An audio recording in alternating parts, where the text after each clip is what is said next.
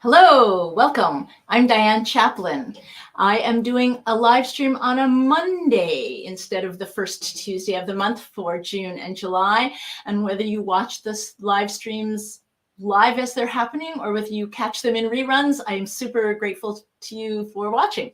Today's program is called Trees for the Forest, and I'm going to play some music for cello that references trees, including a world premiere and also some readings about nature. But first, I'm going to start with a piece by the cellist and composer Paul Brantley. This piece is called Arbor, I'm thinking of it in the essence, not like a grape arbor, which is a kind of a covering archway kind of thing, but rather the Latin derivation of the word arbor, as we find in arboretum and arborist. This is Arbor by Paul Brantley.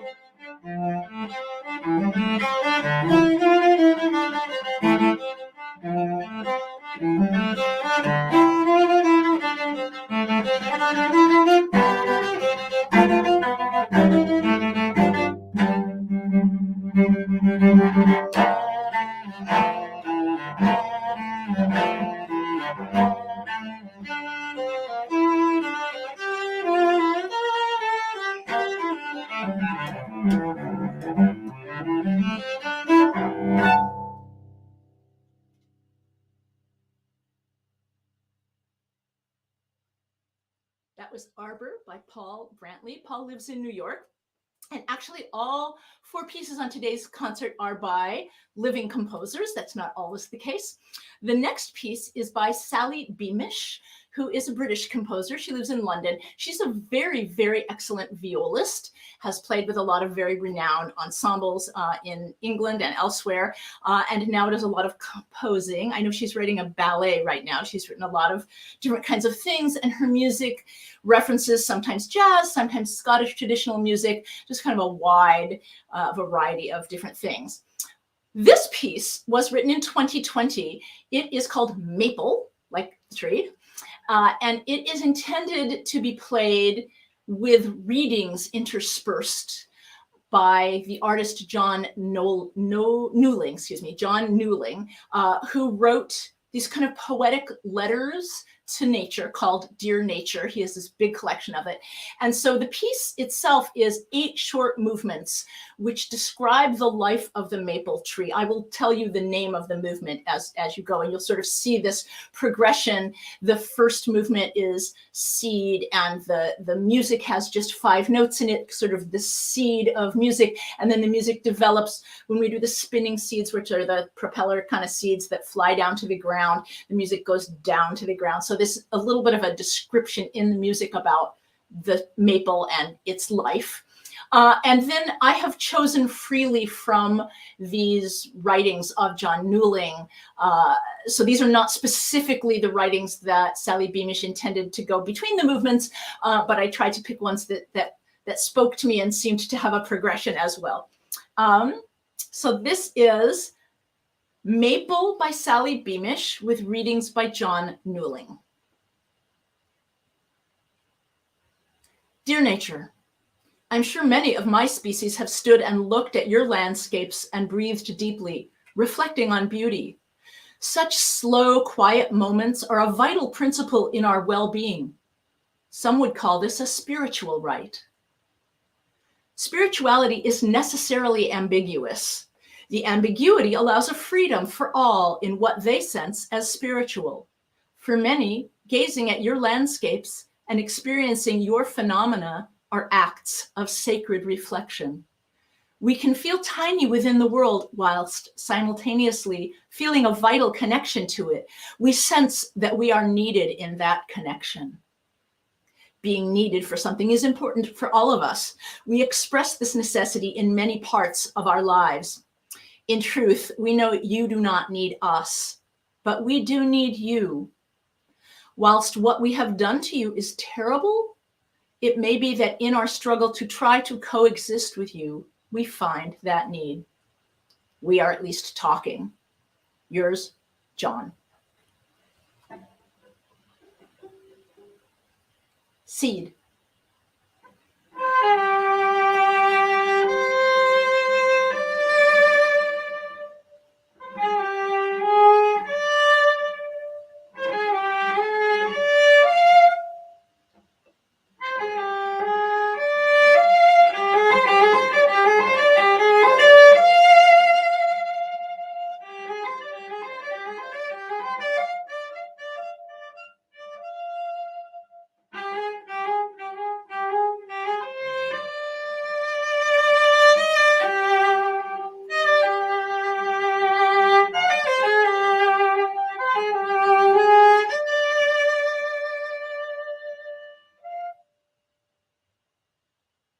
Dear nature, we have changed the climate.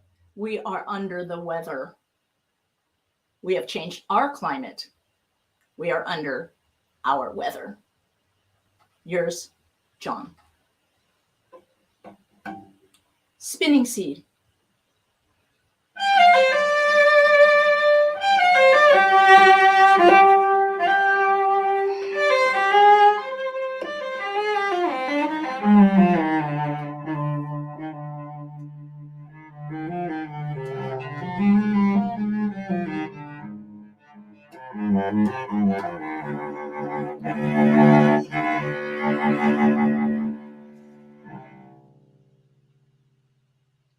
Dear nature, we have been lovers. We made deities from your wonders. We worshipped you, laid our fears at your feet. We thought that we needed you to need us. But wasn't that just some way of seeking control? Maybe we find it hard to accept that you are the most powerful and complex set of relationships that we can encounter. Perhaps we got jealous of all your other affairs. In our rush to evolve, in our fights and flights, we have got lost among our own conceits, spinning such a terrible storm. I am sorry. What to do? Yours, John. Roots, shoots.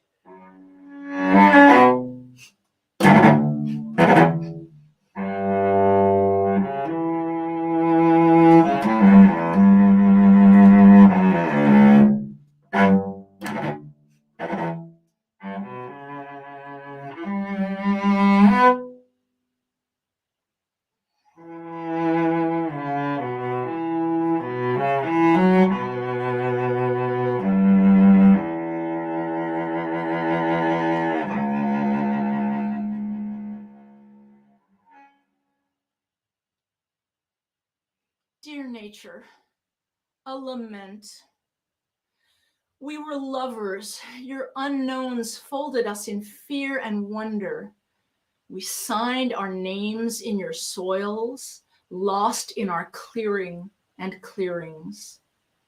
Our shadows alone touched you, trying to find where here is. Wanting here to be elsewhere, we became estranged. I am sorry, but perhaps we are moving towards knowing what here means. Yours, John.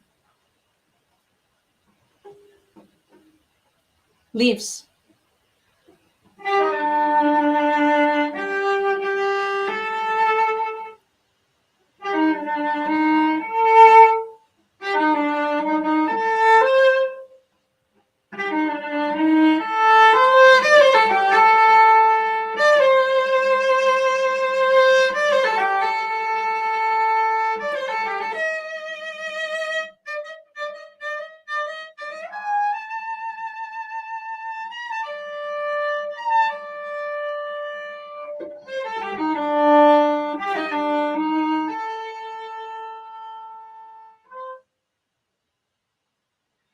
Dear nature, do you have a sense of value in all your complexity? We humans use the word value a lot. Mostly we are referring to the value of money. We exchange things for money. We are enthusiastic for ownership of many things. We can own land. We can buy and own a forest or a mountain or most things in your dominion. This is an individual ownership that can and does exclude others. How strange. I suppose there are similar territorial borders with other species. It just feels like with us that we're in danger of not seeing the woods for the money. We have forgotten where we are. Yours, John. Flowers.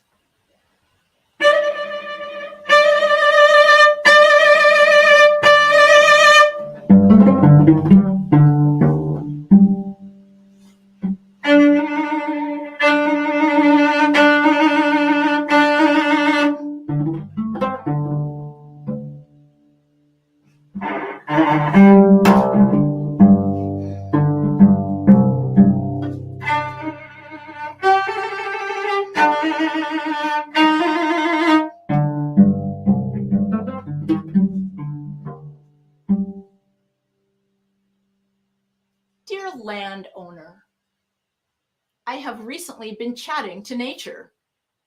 I was wondering if you couldn't see the woods for the money. Hope you can see the woods. Yours, John. Tree.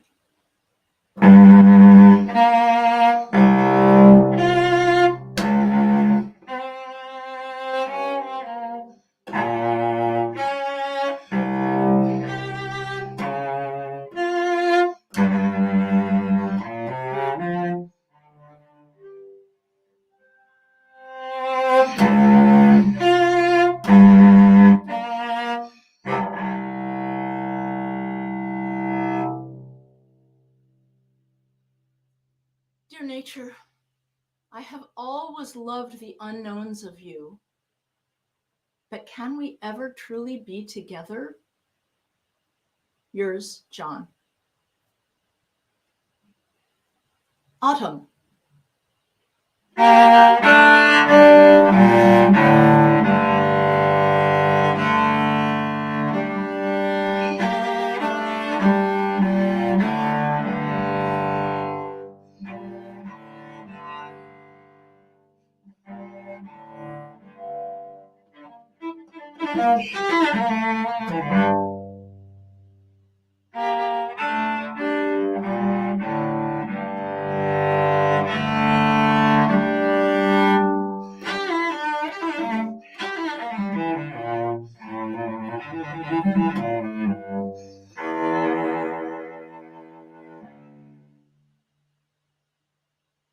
Dear nature, You are probably getting fed up of all this mail. I think I write them to clarify my thoughts, to try to understand my relationship within you. We have had a shrinking ecology of values. Money is embedded in our private singular worlds as the core aspirant, a measure of survival. Meshing this value with our evolutionary traits has been a disaster for our relationship within you. I think I can only say that the terrible gap between us and you is beginning to shrink as more and more of us do try to understand the importance of you. But it remains a precarious balance. Yours, John. Cello.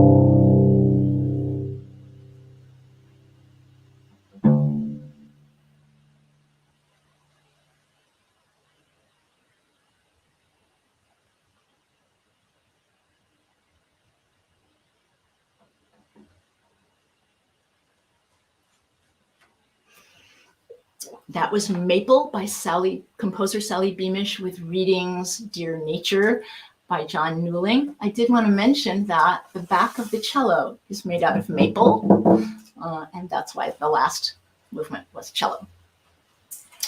I'm going to continue with a piece called Gray Tree. If you saw the picture at the beginning of the concert or any of the publicity, and I will also post it at the very end of the program, that picture is called Gray Tree. It's a work by Mondrian, which was painted in 1911, and it's a sort of stark gray tree. This is a work by a young composer, very young composer named Aidan Vass. He wrote this piece in 2020, so already 3 years ago, and he's only 20 years old now. He is studying at the USC Thornton School of Music, and I think that he's a very talented up-and-coming young composer. I will read to you what he wrote about the work. Gray Tree represents the need to grow and adapt to an ever-changing environment. It embodies the spirit of youth and possibility, reminding the listener, performer, that even in times of great disappointment and challenge, there can be beauty in the adaptation. This is Gray Tree by Aidan Vass. I'm going to tune my cello first. Hold on.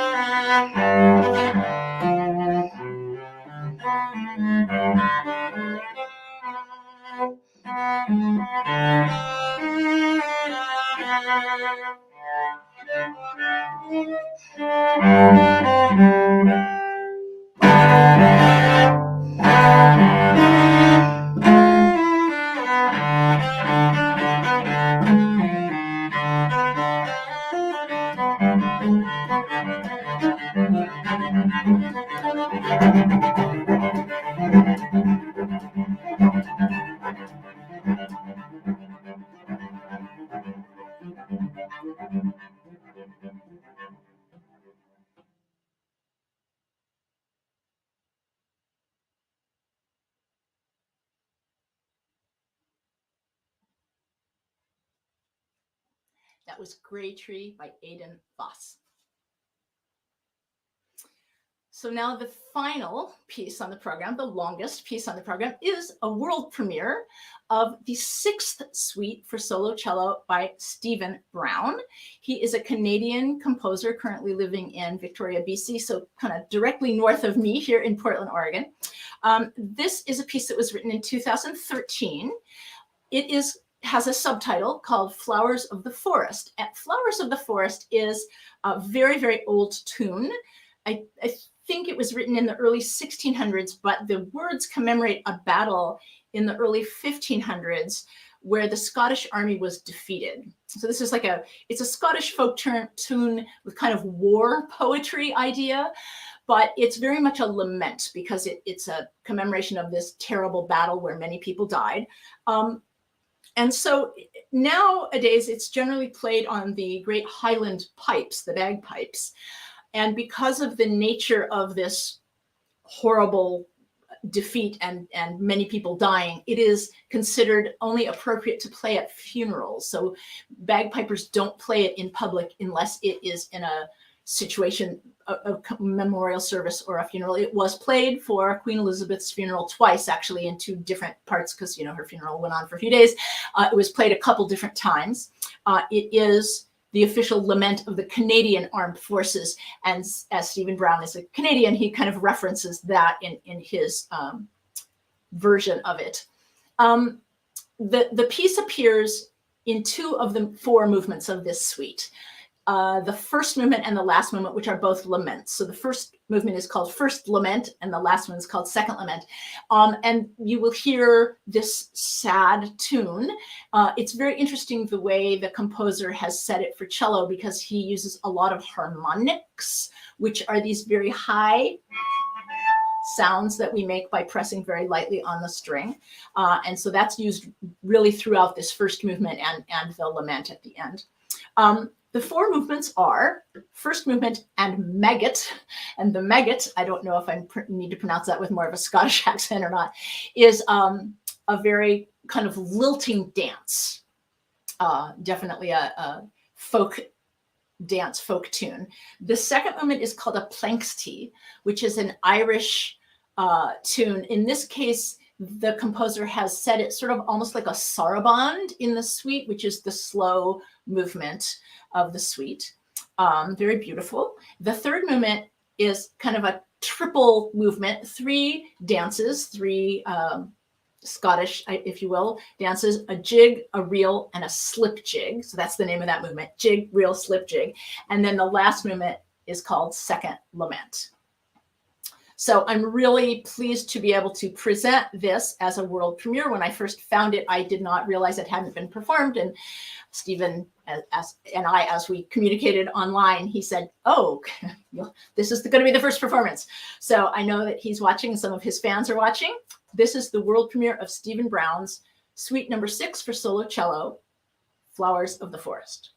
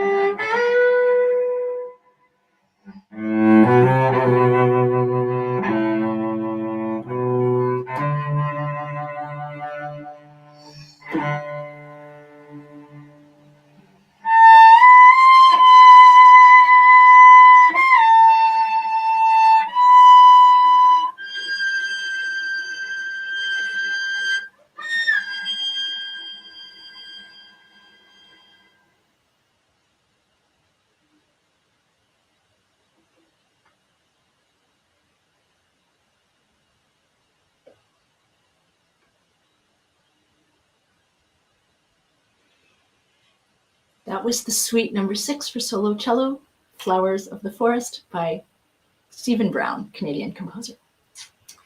And we come to the end of this concert. I'm going to do a Monday concert again in July because the first Tuesday of July is July 4th, and I figure you're all out watching fireworks. So instead, I'm going to do that program, which is an Americana program, kind of for the 4th of July. I'm going to do it on Monday, July 3rd. But remember, you can always watch these broadcasts anytime afterwards. And I'm super, super, super appreciative for you watching because that gives me the impetus to keep practicing and learning new music. I'm going to take a pic at the comments. What's the word I'm looking for? Comments. Hi, all my friends. Thank you so much. Oh, good. I know that a variety of composers ago, I see Paul Brantley checked in and said hi, and I know Stephen Brown's going to be watching, and Aidan Vass said he would look also. So thank you so much, composers, for writing this fabulous music, and I'll see you next month. Bye.